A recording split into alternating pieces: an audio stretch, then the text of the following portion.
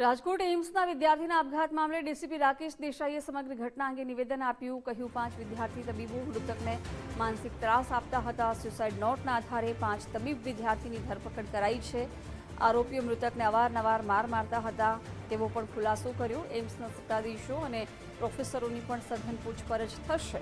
મૃતક રતનલાલ ડિપ્રેશનમાં હોવાની વાત સ્ટાફ જાણતો હતો. હોસ્પિટલ દ્વારા અગાઉ વિદ્યાર્થીનું કાઉન્સેલિંગ પણ કરાયું હતું. સંસ્થામાં આ બાબતે કોઈ લેખિત ફરિયાદ મળી નથી. રતનકુમાર મેઘવાલ દ્વારા ગાંધીગ્રામ પોલીસ સ્ટેશન વિસ્તારમાં આત્મહત્યા કરવામાં આવી છે. જે અનુસંધાને મરણ જનારના પિતા દ્વારા ગાંધીગ્રામ પોલીસ સ્ટેશનમાં આત્મહત્યાના દુષ્પ્રેરણ અને એટ્રોસિટી એક્ટ અંતર્ગત ફરિયાદ દાખલ કરવામાં આવી છે. ફરિયાદમાં જણાવેલા 5 આરોપીની પોલીસ દ્વારા ધરપકડ કરવામાં આવી છે.